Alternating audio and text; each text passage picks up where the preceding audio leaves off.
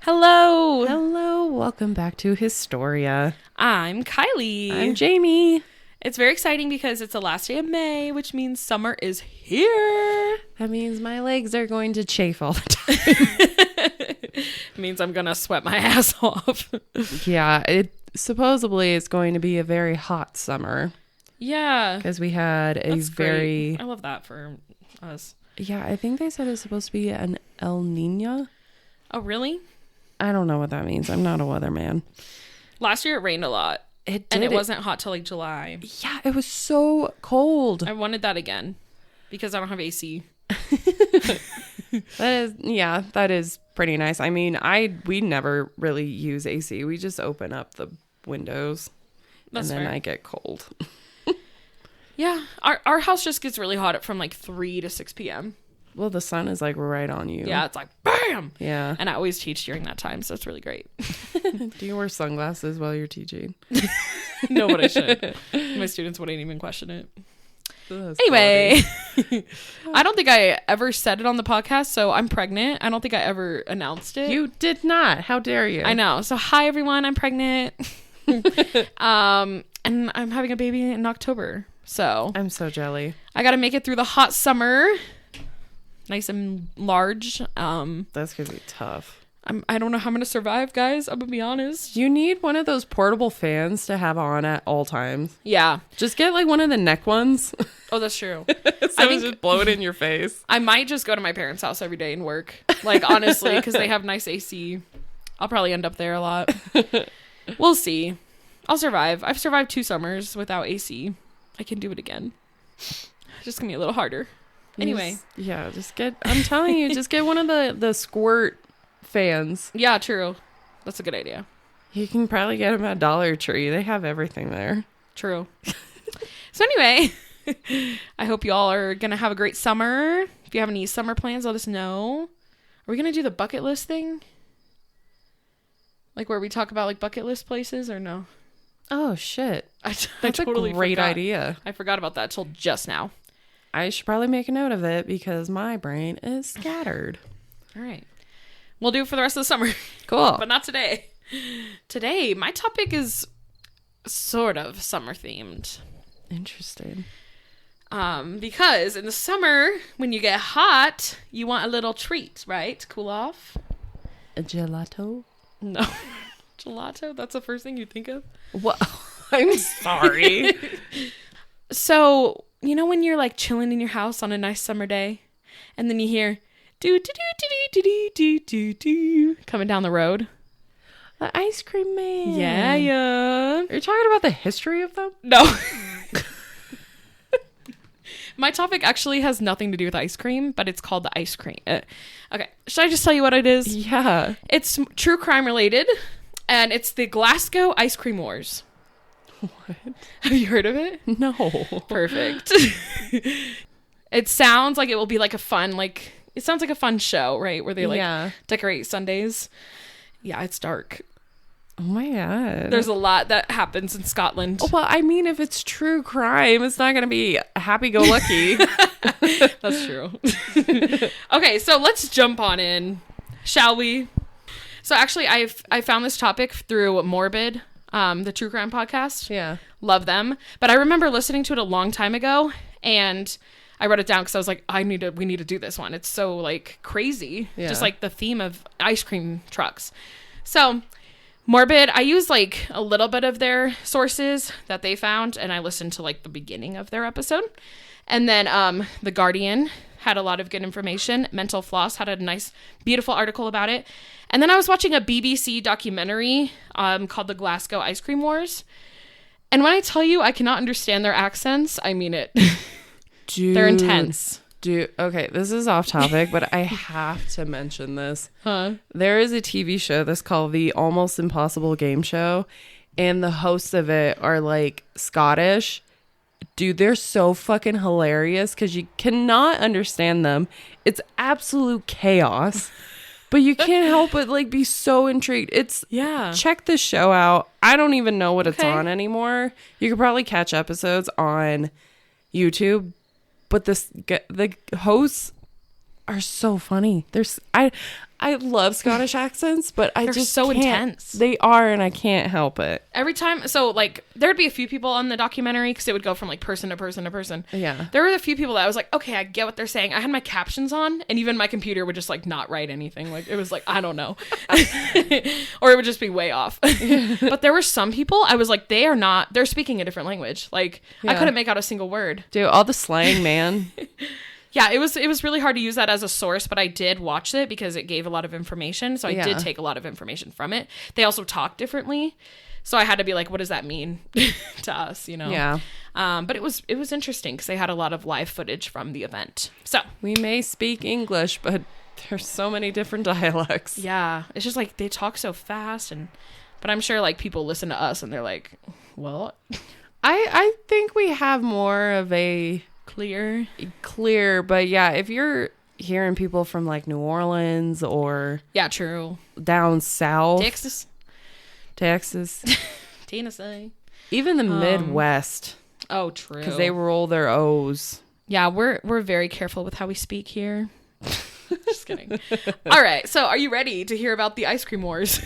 Yeah. In Scotland. Let's do it. Okay, so back in the 1970s, Glasgow was basically coming up with this idea to move everybody. Mm-hmm. So they're like, there's too many slums, there's too much poverty. We want it to be a nice place to be. So what we're going to do is we're going to evacuate all the slum area, and we're just going to live on the outskirts. So that was like their main goal. Okay. Interesting. It's kind of impossible to tell everyone to leave. Yeah. When you have your whole life there. And a lot of people are like, I don't want to have to go spend money on like a nice house. Like I want to live in the slums. So a lot of people stayed, but they were really encouraging everyone to get out and like live on the outskirts basically. So they could kind of like rebuild the whole area. So that's what was happening. A lot of buildings were getting destroyed and many had to relocate to the outskirts. And they wanted everyone to move into the nicer areas, but of course some people did not want to. So people were still living in these areas, but now they didn't have stores. They didn't have like places to buy the things that they needed. Mm-hmm. So they're like, what do we do? And then there was no way to access the city, like to get to the nice area because the buses shut down. Oh, God. So they're kind of screwed by themselves. Just like, well, all right, I guess we don't have a place to go. We just kind of have to live here and hope for the best. So that's what caused ice cream vans to solve that problem. Okay? Now, you got to have stuff to survive, of course, right? So in the beginning, they still had ice cream vans like what we see today, where they drive around, you get to hear a nice little tune, and then you buy ice cream. And that was just a nice way to be like, hey guys, like life is still good. It's fine. Oh, God. But then summers in Glasgow are pretty short. So unfortunately, that's not really a good business to have. So they came up with this idea to kind of use these ice cream vans as a place to store goods. And then they would drive around and sell things for the people who can't have access to a store. Yeah. It's pretty genius. Yeah. If you think about it. So that's what started all of this. And you think it's going to go well, right? Like it's going to be fine. They're just going to drive around and deliver stuff. Okay. It is not fine. Oh, God. So they would sell everything from fish to cigarettes. Some people even think they sold drugs. It's not clear if they did because they're not going to say if they did. But a lot of them were drugged up, so I'm pretty sure some of them had heroin. Oh, God. But basically, you could get a license and lease a van weekly or monthly. So you kind of had the option. Anybody could be a driver. You had to provide your own stock. So you had to find someone to buy things from. And then, so usually it was like people who could kind of travel and access both areas.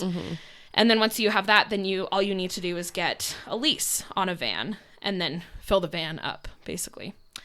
So due to the high profits and popularity, criminals were like, this might be a good business to get into. Oh, God. Yeah, and they weren't really like background. Obviously, they're not going to background check people. Like, this is just a job where you go deliver stuff. It doesn't matter. So, yeah, anyone could get a van. And that's the first problem. Oh, God.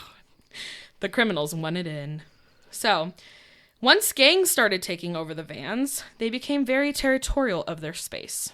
And they would basically be like, I drive through this block. This block is mine. You cannot get in my block. Oh my God. So like the whole thing in theory is pretty funny if you think about it. Like, it's so wild. Yeah, it really is. And then the gang started adding like stolen goods to the vans. So instead of like actually buying something from someone, they would just steal things and then sell them. What? So the vans, the routes, and the drivers. Do you say route or route? Route. Because I always said route and people made fun of me. So I'm trying to say routes. Wow. Okay. So the vans, routes, and drivers became the targets of violence because everyone was like, they stole that. They have the good stuff. Let's go get them. And then we'll steal it from them. Oh my God. Yeah. So when I say gangs, they made this very clear in the documentary. They're like, it's not gangsters, okay? They're not gangsters. It's not like what you imagine with gangsters. Like, it was just like normal. A lot of them were teenagers, normal people who were just trying to make a living. And they didn't really have any other option for what they thought. So they were more like street gangs and not gangsters. Okay? So like West Side Story. Yeah. That's a good way to describe it.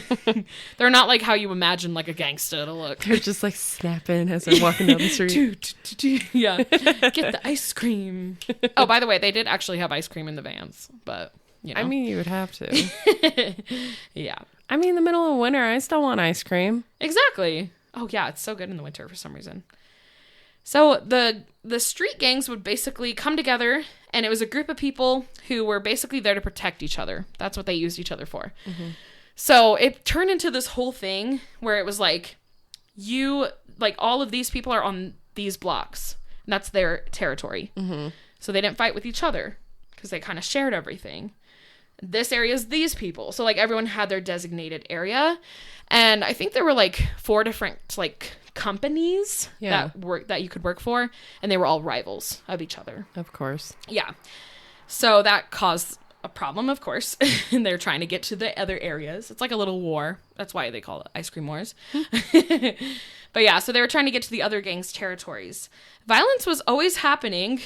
The first like sign of violence was starting with double stopping. So basically they would take their van and pull up to another van and just like drive right in front of them to take over like their space. What? They try to knock vans off the road. Yeah. Dude, their stuff was probably flying all over. I know. That's what I'm imagining too.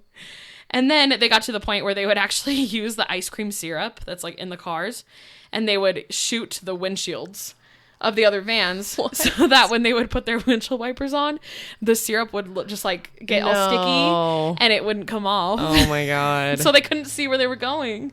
It's like Mario Kart. Literally. At that point. Yeah. So that was like where the violence started. Mm-hmm. Now if it stayed there, that would have been fine, right? It got worse. Okay. So, they led to actual violence. So it turned into attacking other vans, throwing bricks at vans, and a lot worse. There's a mallet involved later. Oh my God. So the big reason why this is such a big thing in Scotland is because of one case in particular that happened during the Ice Cream Wars. And that was with a guy named Andrew Doyle. His nickname was Andrew Fatboy Doyle. Some sources say it was like a term of endearment because he was like a bigger guy. So they're like, it's just what his friends called him. But like the documentary was very clear that like the people that didn't like him called him that. So it's kind of hard to know. But that was like his nickname, Fat Boy. Anyway, he didn't want to sell drugs, but he wanted to get in on the business. And I'm going to talk about that later and kind of how he got involved. His rivals tried to hold their business down and he was getting in the way. Okay, so trying to get Doyle off his route ended in the murder of Doyle and his 5 family members in 1984. Oh my God. They were killed by an arson attack. This outraged the community of Glasgow, and citizens were demanding law enforcement do something to put an end to it. So I'm going to talk about all the details of that later and kind of talk about like the buildup before that. But that's kind of what makes this such a popular thing in Scotland, and they still talk about it a lot, is because of that case. And now it was easy to determine kind of who was doing what in the gangs because like, everyone knew the popular gangsters. Like, everyone knew, like, okay, he's in charge of this group. He's in charge of this group. And so it was kind of like the police were just kind of like, they're going to do it. It's fine, whatever. Yeah. They weren't really, like, taking initiative to stop it. May or may not come as a shock to you. But yeah, so a lot of the things that happen in this could have been prevented early on. But I think a lot of the detectives and police officers were just kind of like, it's going to happen. Yeah. Let it happen. So yeah. But that ends up being a problem later. So yeah, you'd think it'd be easy to catch whoever's doing it, but the police and criminal system required hard evidence to make any headway, and people didn't like to tell on each other. It was a business of very much like, if you asked them like, hey, did that person attack you? You would say, no, I'm fine. And you didn't really like be like, no, he started it. Right? Snitches get stitches. Exactly. So it was a very like classified, if something happens to you, you don't speak about it. No. So the police were kind of like, okay, if you say so. You can't really help someone if they say they don't need it. Exactly. But the police ended up quickly arresting 6 men for the Doyle murders, and 2 were sent to life for the murders. We'll talk about them later. And the reason why kind of all this started happening was because of unemployment rates that were really high after World War II. Mm-hmm. And everyone was fighting over the van routes. So they were starting to see this new business kind of pop up. And they're like, I want in. How do I get a van? Mm-hmm. And all the vans are selling out. So you have to like fight people for them, literally. Fight to the death for them. It's pretty intense. There has to be better options. I know. I'm like, come on. Have a little flea market outside. Oh. And by the late 1970s, the operators were making 200 to 800 euros per week. The ones making more were the ones that were selling like sodas, because that was risque, and like cigarettes and possibly drugs. So the more that you were willing to sell, mm-hmm. then the more you would make. So it was a pretty good business, like 800 euros a week back then. Mm-hmm. That seems like a lot. Yeah. All right, so we're going to talk about the father of the crime. Okay, I'm going to call him that because he's like the big guy. And his name is Thomas Campbell. His father was actually a criminal, so he was like, I'm going to follow in my dad's footsteps. Let's go. And he became a leader of a street gang called the Guachos. He was fearsome and was arrested for 10 years for rioting. Jeez. So he already had the criminal history. When he came out of jail, he became a part of the... I'm going to say this wrong. Oh, no. He became a part of the Barlinark team, which was very organized and sneaky, and they went everywhere. So they were like one of the top van routes to go. Oh, my God. You had this beautiful area, and they were fast. Like, they could go like in and out, and nobody was really trying to get to them. Mm-hmm. So they had a good route going on. So he was a part of that, and he became like the leader, like the big guy. The Godfather. Oh, my God. Godfather of the vans. Yeah. People knew, like the citizens at this time who were still living in the area and outside areas, they knew to stay away from the vans unless you're buying something. Mm-hmm. But, like, don't drive by them. Don't try to get in on the business. Just kind of, like, buy something and leave. Yeah. And they knew the big guys. Like, they knew who the really big criminals were. It's just really fascinating to be like, oh, he's a big criminal. And he's just, like, doing what he wants. It's just kind of a funny thing. But that's gangsters, I guess. You're a big criminal. I'm going to purchase stuff from you. They're probably so scared. They're like, hi, can I please have a cigarette? Just one. Just one, yeah. Thomas Campbell was concerned about his family. And so he wanted to be on his own. He's like, I don't really want anyone else interfering with my safety because I'm so important. So he actually ended up buying his own van and items to sell. And he couldn't get a trading license because of his like criminal history. So he ended up using his wives. My God. And that's how he was able to get a van. Of course. Like, do they not check the picture, the name? I don't know. Seems like a pretty easy process to get a van. So actually, Tom ended up helping pay for Andrew Doyle's van, which is interesting. Mm. And he would also try to help him, like, he would try to be like, hey, get some illegal goods and use violence. But he was like, nah, I'm good. And then Thomas Campbell was like, you're right, I don't do that stuff either. He tried to make himself look good, but he was secretly doing all the things. So there was actually a serious crime squad that kind of got together, and they were working to try to stop the criminals. The police also had undercover ice cream vans that would drive around and like try to catch any of the criminals. So I guess if like someone threw a brick at them, then they would try to arrest them. Good luck with that. They just drive away really fast. And then you're like, okay. In winter 1983, Parkhead Forge was closed and a lot of heavy duty factories ended up closing. And so there was a lot of like pubs and shopping things. Like they're like, nah, we don't need factories. It's fine. Oh my God. Yeah. So they started building like pubs, shopping centers. It was the 80s and malls were really big. Huge. Yeah. And so they knew like, hey, if people are sad, they're just going to go shopping. So let's just make a bunch of stores. And so you would think that that would kind of stop the ice cream vans, but no, they were still pretty successful at the time. And people were happier now that like the economy is getting a little bit better. But Glasgow did not have a good reputation. Anyone who was traveling there knew like, we're probably going to die. Pretty bad like crime rate. I think it went up to like 14% at this point. Jeez. So yeah, it was a little bit risky to go there. So now we're going to talk about Jimmy Mitchell. He had runs in Gethal and was one of the most popular. He employed Andrew Doyle as his spare driver. So that's kind of how they connect later on. And Doyle was always known to be very outgoing and cheerful. But the first instance of any type of crime that he experienced in the business was in 1983. He was coming home and actually ended up getting jumped. Oh. Yeah. So his van was attacked by a couple thugs with masks and baseball bats, and they smashed the windows. He refused to give them the van when they asked for it. And he was always like one to keep his word and one to not give up. So he was like kind of intimidating to everyone because they were like, he's not going to stop. Like, he's just going to keep going. So they were like, we need your van. He's like, no, I'm good. And that was it. He didn't try to like fight them. He was just like, no, I'll keep it, and walked away. And they're like, oh, what do I do? Yeah. So he was always like very set in like who he was. And that's what caused him to be so intimidating to others. But they ended up replacing the windows the next day, and then he went back out to go do more deliveries. 10 days later, a shotgun was fired through his van's windshield. And when cops got there, the criminals were gone. Oh. Of course. Like, why would they just stick around? But yeah, it actually ended up going straight through his windshield. But luckily, he was out of the van at the time. And if he wasn't, it would have killed him. Jeez. Yeah.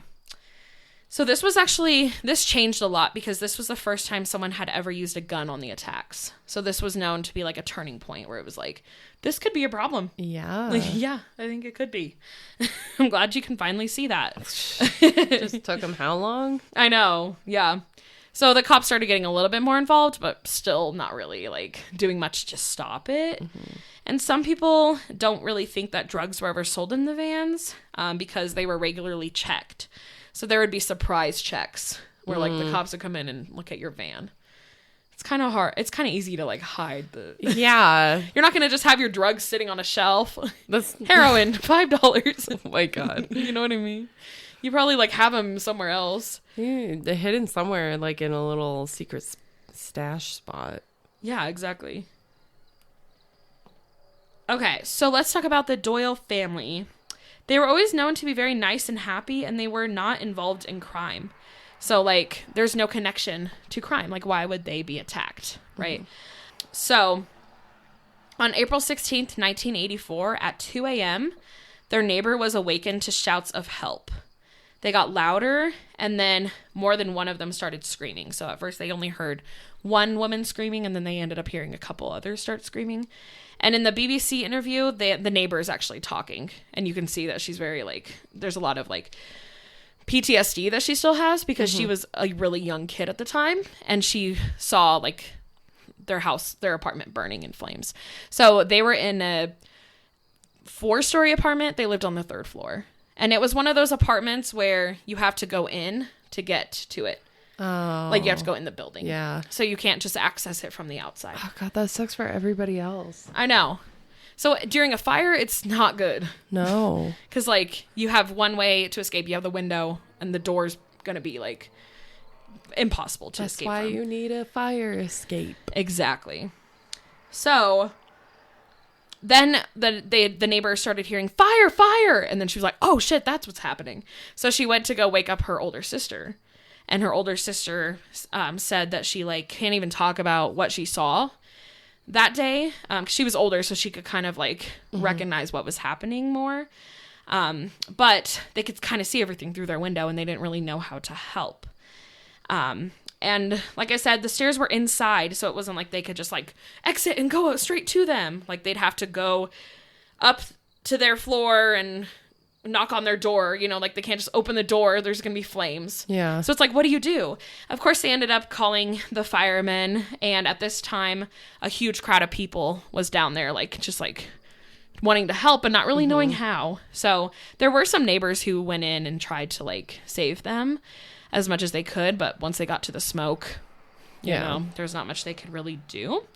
But none of the neighbors died, which was good at least. Yeah. The firemen had a feeling it was Andrew's apartment because they knew he'd been a target, you know. It was a small area where word got around. And so once they got the address, they were like, oh no, he's been targeted. Dun, dun, dun. So that was the perspective of the neighbor. But now I'm going to talk kind of about what happened in the scene, like what was going on with the family. So there was Lillian and her husband and their 3 sons. Lillian was Andrew Doyle's mom. Okay, so it was her husband, and then Andrew, and then he had 2 brothers. And then their sister was also staying there, and she had a baby, 18 months old. Yeah. So in the middle of the night, after the whole family had gone to bed, Lillian heard Christine, which was her daughter, scream. And thought maybe something was wrong with the baby because the baby had like a really bad cough at the time and they were really concerned for the baby. So she got up, opened the door, and was stopped by black smoke and was like, okay, I can't go anywhere. So she was stuck in her room. And then Stephen was one of the sons. The same thing happened to him. When he tried to leave his room, there was black smoke. So he ran over to his window, broke it with his hand, got blood all over, you know, his arm and his hand. And his plan was to just escape through the window. But then he was like, I need to go try to save my family. So he tried to go in the hallway to help his family members, but he wasn't really able to go into that main area. So he grabbed Dixie, the family dog. The Dixie was sitting there. And they jumped 3 stories down. Yeah. They survived despite some injuries. His back was messed up and then his left leg was broken. Ow. Yeah. But the dog was safe. I'm like, oh, the dog was probably like, help. Oh. I always think of that with like house fires. Yeah. Like the poor animals. So the firefighters couldn't even get to the door. So they had to access the apartment through the outside. They had like a balcony so they could kind of climb up that way and then go in through the window. And then they, of course, had to break the windows to get in. They found Lillian first, so the mom. She was hanging half in and out of the window. Like, not really sure if she should jump. And she told them to go rescue the kids first. She was like, don't worry about me. Go get my sons and my daughter. I was like, you poor thing. So they then found Andrew and Daniel and James Jr. lying on the ground. So that's like the sons. And they were all just chilling on the ground, like trying to like stay away from the smoke. And they didn't want to leave James Jr. because James Jr. was like not in a good state. And so the firemen had to literally drag them out. Jeez. Yeah, so that they would leave him behind. In the next room, James Sr. was lying on the ground next to Christine, who was lying on the baby. So she was actually like lying on her baby to protect him. So that was like the only thing she knew what to do, you know, try to protect the baby as much as you can. They took them out, but unfortunately Christine died on the spot. Like she was the first one to die. Oh man. Yeah. And then 15-year-old Anthony was sleeping on the couch and he had the worst injuries because he was in like the main area. Yeah. They tried to resuscitate him, but he didn't make it as well. Several of the neighbors who tried to help also had to be treated in the hospital. But like I said, they all made it. And they actually found out later that gas had been poured into the coal setter and immediately followed into the apartment where flammable items were in there. So it was kind of like they were treating it as like a storage room. Yeah. So whoever did this poured gas in there. And because they had like tires and whatnot, it caused a fire immediately. Who has tires in their apartment? I don't know. Okay. They had a lot of things going on in their storage room, I guess. Okay. Yeah, I thought the same thing. And then at this time, it's also good to make note that the ambulance drivers were not paramedics. It's not like what we have today, where like they're trying to save you on the way to the hospital. Mm-hmm. They were just drivers. So once they took someone to go, they couldn't do anything to save them until they got to the hospital. That's crazy. Yeah. So that's something that obviously didn't help. Anthony Doyle, like I said, the young one, he ended up dying on the way to the hospital because there was no support for him. Mm-hmm. Christine already died as well. And then the rest were taken for treatment at the Glasgow Royal Infirmary. And after investigating the apartment, obviously it had been obvious that someone had to have poured gasoline. It's not just like gasoline randomly appeared there. Yeah. So they knew that someone had to have poured it and did it on purpose. The next morning, there was blood dripping down the buildings. That's another thing the neighbor talks about is like you would look out the window and, you know, when it's daytime, you can see everything. Mm-hmm. So you could see the windows were shot out and there was blood like dripping down the sides of the building, which is just devastating. Dang. That was probably him when he punched the window.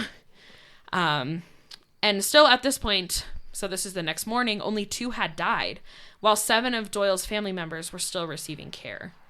So they were interviewing all the neighbors because that's what they knew to do back then, you know, interviewing as many people as they could. Mm-hmm. And everyone knew that Thomas Campbell was behind it. Everyone kept saying, it's Thomas Campbell.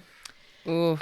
He was trying to intimidate drivers by heavy violence, and they needed evidence. So even though like everyone kept saying it's Thomas, they needed something to prove it.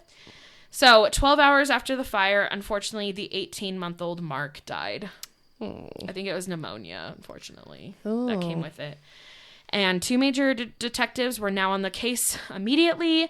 One of them was Charlie Craig. He was known to figure things out right away. Like, he was one of the top detectives. Mm-hmm. And obviously, they were focusing on the ice cream run link because, you know, it makes more sense, right? We know that he's involved with the vans. Let's focus on that. Mm-hmm. Craig was convinced that it was McGraw and even yelled at him saying he did it. So that's the other Tom. So there's Thomas Campbell and then there's Tom McGraw. It's like Tim McGraw. Wow. I gotta stop thinking of that. But Tom McGraw was the one that was like more into violence and like more open about violence, whereas Thomas Campbell was like, I don't do that. And we knew he did. So Craig was like, it's McGraw. I know it is. And he yelled at him saying that he did it.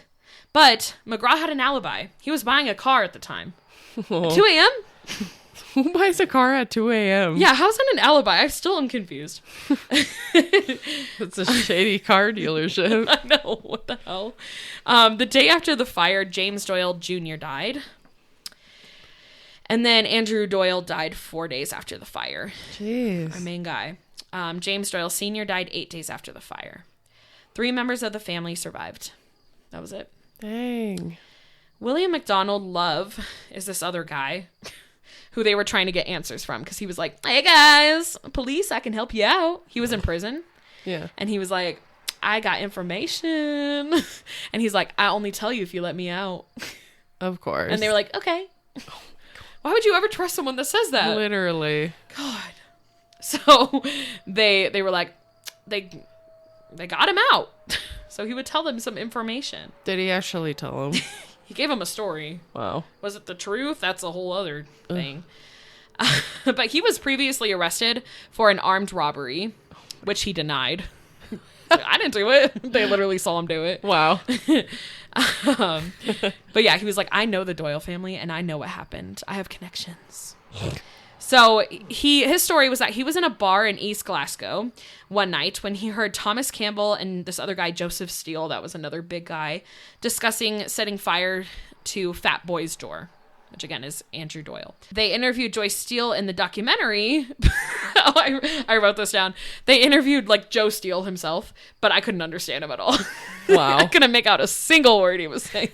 He was like, I was like, so, but he's in the documentary.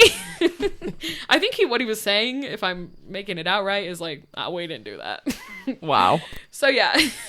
Short and sweet. I love that I wrote that down. I put LOL. But April 27th, 1984 was the day of the Doyle funeral. The press joined the local community, which was hundreds of people who came and showed their support for the Doyle family. It was a huge tragedy and everyone was affected. You know, everyone thought if something like this can happen to an innocent family, it could happen to mine. Yeah. And people were scared. And that day of the fire, Lillian Doyle lost her husband, 3 sons, a daughter, and a grandson. Jeez. Imagine all that grief at once. I can't imagine. That's insane. That's so sad. Okay. Moving to this. So let's talk about the case and what happened, shall we? Okay. So the Marchetti drivers were like the cool, like the big guys. Okay. Mm-hmm. They're known as the Marchetti. This was James Mitchell Sr., as I was talking about James Mitchell, and then Mitchell's 16-year-old daughter that was driving. So it was very common for like teens to be the drivers because they're like, no, they're fine. Oh my god, they won't get in trouble. So at this point, Thomas Campbell's sister Agnes Lafferty said that the 2 Marchetti vans had a monopoly and she wanted to take advantage of what they were doing. They were kind of bringing the most competition to the neighborhood and she's like, let's get in it. So when the supervisor of Marchetti heard about this, his name is McDougal. Wow. He knew he had to hire other drivers to keep Lafferty out of the neighborhood. Many were expressing interest in driving, especially for Marchetti because it was such a big company. But McDougal had a hard time trusting anyone due to some of the threats they'd been receiving and the violence taken out on them. He wanted to put someone on the route. Did I say it right? Yeah. That I said route again. He wanted to put someone on the route who wasn't going to be easily intimidated, like Andrew Doyle. Okay, so prior to this, Doyle was a bouncer in a club at just 18 years old. So he kind of had the skills to be like, get out. At 18? Yeah, he was a big guy. So like no one really, as you can see, teenagers could do whatever they wanted. Yeah. At this point. But he offered him a van rent-free to take away all the competition. He's like, you went in on this business? You don't have to do any harm, but you get a free van. God. He's like, okay. Doyle thought it was a good opportunity since so many of his family was living in a small apartment. He wanted to have a better life with them, which is so sad. And his family, like I said, was well liked, but he was bulky and 6 feet tall, hence the name Fat Boy. And so he was like the perfect driver to intimidate other drivers. Mm-hmm. Even Thomas Campbell said that he wasn't a threat and that he was nice. So. Gentle giant. Exactly. So he first got attacked at his house, like I said, when he got jumped. And then another thing that happened is the shooting, of course. But they also tried to burn his apartment down 2 times before it actually happened. Jesus. Yeah. So one of the neighbors of Andrew actually saw the fight where he got jumped. And he identified the attacker as Thomas Campbell. And then Thomas Gray, Gary Moore, and Joe Steele were there as well. The police tried to get a statement from Andrew about this, but he said he didn't want to talk to them about it. So he wouldn't tell on any of them. No snitching. Yeah. So the attacks continued through the rest of the year. There was a mallet that went through a windshield, then followed Campbell's sister all the way to Campbell's house, but left knowing not to mess with him. So they threw a mallet and then followed her, but then they realized, oh, that's Thomas Campbell's sister. Let's go. Because they didn't want to die. So that's just an example. Mallets were being used. I'm pretty sure other guns were being used at this point. And there were lots of rumors about drivers killing each other and lots of violent threats going around. Andrew never thought he was actually in danger before the fire. He was like, these people are all talk. Really? I'm like, dude, you got jumped and your van got shot at. But that was just who he was. He was just carefree, go with the flow. Yeah, I think it was because nobody had really died. So he was like, why would I die? And so after the fire, Detective Walker met with a neighbor named Reginald Rakin. And this guy gave the whole story and literally told him, these are the people that did it. And it was not followed up on. Seriously? Yeah. So he was like, he said that he and a friend had been driving back to his apartment in the early morning hours. And as he turned the corner into the apartment, he was hit by a red Ford Escort, seemingly trying to leave as fast as possible. That was Thomas Campbell's car. Oh my God. And he described the other driver as a man in his early 30s and said he was short and had a scar on his cheek. he confronted the car that hit him, and they all got out with 2 other men, and they ran away and left the car. What? So he literally gave them, like, all the information they needed. How did they not follow up with that? Oh, and then after they all ran away, he looked in the car. This part's even crazier. He found a gas can in the back seat. Oh, my God. And he said he could smell the gas. Now, at the time it happened, he didn't report it because he didn't have insurance or a license. So he didn't want to get in trouble for driving. And he was probably also maybe, like, intoxicated or something. Yeah. But he came forward after hearing about the Doyle family. And no one ever followed up. So. Pisses me off. That's frustrating. I know. So then, of course, Walker interviewed Billy Love right after that, the guy that was like, get me out of prison. And he was like, okay.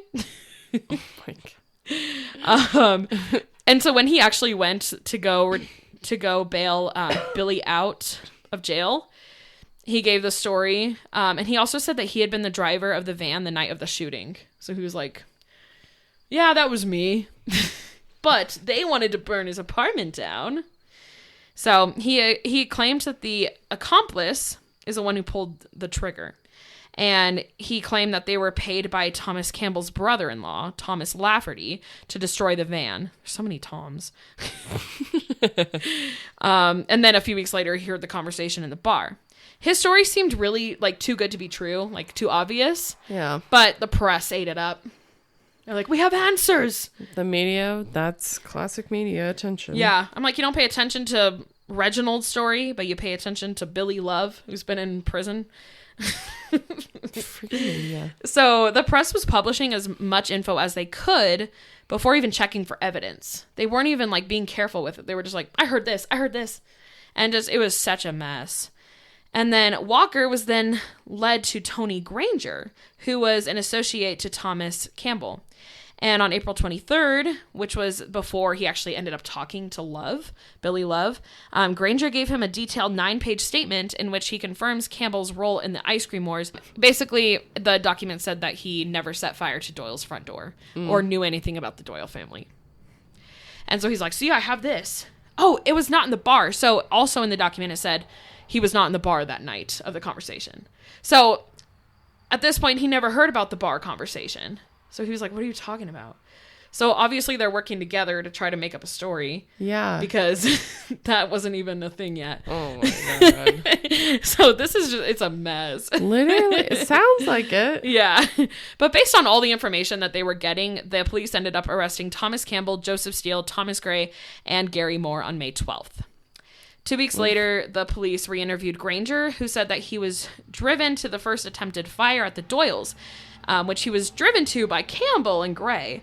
And he claimed that they cut a hole in the roof of the garage at the apartment and poured gasoline through it, and then dropped matches and paper to try to set fire. He never mentioned leaving a gas can that was found by them. So he just said they poured it, but he never said they left it. And when the detectives went over there, they found it. Yeah. So he didn't even have the story right.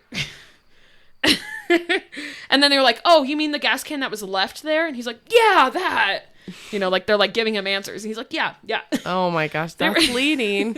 As you can see, it was just, the investigations were so bad. I mean, they had no technology, no DNA. Exactly. So they ended up moving on to talk about the night where they attempted to burn Doyle's front door. And at that point, Granger was like, the men dropped him off at home before the fire, so I didn't know anything. They dropped me off. And they're like, oh, okay, makes sense. Checks out. So everyone was getting a different story, basically. Always. And there was little chance of anyone getting a fair trial on the court date on September 3rd, your birthday. Oh. The public was completely against them. Like, the public was like, all these people are idiots. Just lock them all up. And they were outraged. And the media was, like, blowing every story that they possibly could. All men maintained their innocence, but nobody cared what they had to say. So there were actually 16 charges ranging from intimidation to arson and murder. The trial was 6 weeks long, and the judge pointed it as a scene of a planned mafia-style campaign led by Thomas Campbell. We know he's in charge. Yep. Against Andrew Doyle.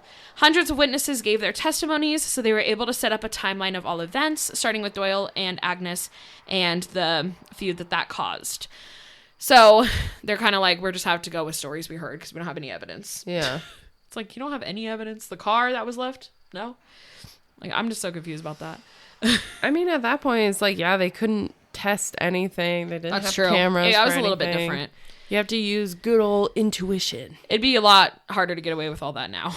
Oh, there would be no chance. There's cameras in apartment buildings, everything. So, on paper, the case seemed settled. They just had to reinforce what they knew and bring it to the police. But a lot of the prosecution's cause was built on other characters and criminals. And it became like a he said, she said situation, and it was hard to know kind of what to actually follow up. Mm-hmm. So one witness was on drugs when giving her statement. Oh my God. And then later was like, I don't even remember what I told you guys. So that just kind of shows you couldn't trust what they were saying.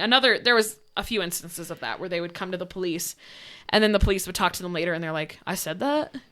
No credibility. Yeah. So in closing arguments, they reminded the jury that everything was under speculation and nothing could be trusted. The judge said that the jury would have to accept a large number of detectives were building up a false cause to cover others. Everyone's just trying to cover each other. That's it. So after a 2-day verdict in October 9th of 1984, Thomas Campbell was sentenced to life in prison after being found guilty of murder with the recommendation that he serve 20 years consecutively. Yeah. He was also found guilty of the first 2 fire attempts. Joseph Steele was found guilty of murder and sentenced to life in prison as well for conspiracy to commit violence and vandalizing vans. And then, of course, the fire. And he was set to serve 6 years consecutively. Thomas Gray was found guilty for attempted murder in the shotgun attack, sentenced to 14 years. Thomas Lafferty was convicted for conspiracy to commit murder for the shotgun attack, sentenced to 3 years. George Reed was convicted of vandalism and a knife assault on a driver. So he was sentenced to 3 years. And you can kind of see that they're getting, like, not better, but, like, less intense. As we go. John Campbell was convicted of vandalism, conspiracy to commit murder with the shotgun attack, and he was sentenced to 3 years. So, basically, there was no evidence, and everyone was just kind of going off of reputation. Yep. Thomas Campbell's a bad guy. Let's say that he's in charge. You know, it was just story after story. But all we knew is that they were violent men with extensive criminal histories, and they were all young, like really young, during all of this. So, yeah, many were like, I don't think they caused the fire. Like, I don't think that they had anything to do with it. I think they're just the most obvious choices. Yeah. It could have been anyone. There could be men that got away with it, you know, or they paid them. But, like, we'll never know. Well, yeah, it still remains unsolved, unfortunately. But it was reopened in 1996 after their verdict was looked at again. They decided the biggest piece of evidence was Bill Love's story, and they knew he was lying because he admitted it later.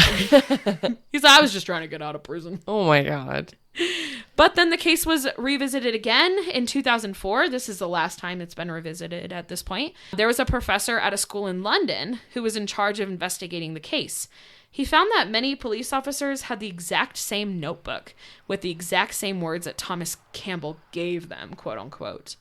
So that means that officers literally sat there together and wrote the same letter to make it look like they all got the same story from Thomas Campbell. Oh my so they God. set him up. Yeah. So yeah. So basically he went to the court and was like, there's no way for us to prove that Thomas Campbell did anything. There's no proof. You know? Besides his reputation. Yeah. That's it. And maybe like threats he's made. Things he's done in the past. So yeah. That happened, and that means the statement had to have been fabricated. That was the only evidence they had. So, officers never had probable cause to arrest or good evidence to convict Campbell or Steele, the 2 that were sentenced to life, and they allowed them to go free.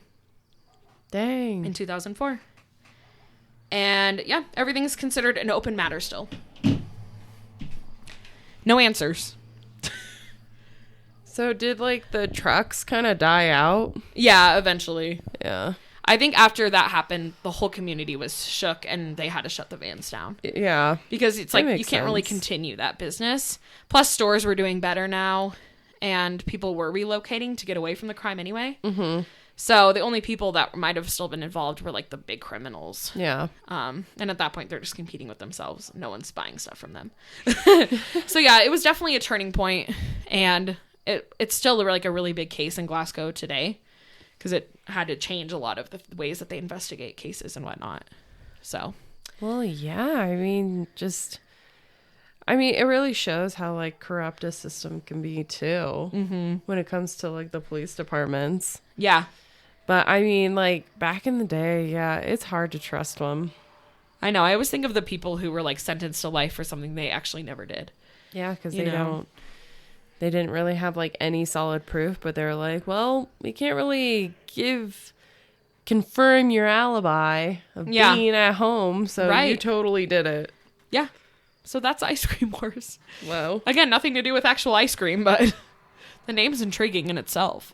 I mean, it's what grabs people in. Yeah. For sure. So I'm really curious if anyone lives in Scotland, like if you have ever heard anything. I'm sure you've heard about the case, but like if there's any other information that you all know, definitely let me know, because the sources were really hard to find, like updated things. So they might have reopened it. They might have found out more. It's hard to tell at this point, Yeah. So long ago. So yeah. Anyway, yeah. Where can you find us? You can find us on TikTok, Instagram, and YouTube. Actually, all our episodes are now on YouTube. Hey. So you don't see our face, but you hear our voice. And all of that is Historia the Podcast. And you can also email us at historiathepodcast@gmail.com. Yeah. We'll catch you next week. Thanks for listening. We appreciate it. Yeah, we do. All right. Bye. Bye.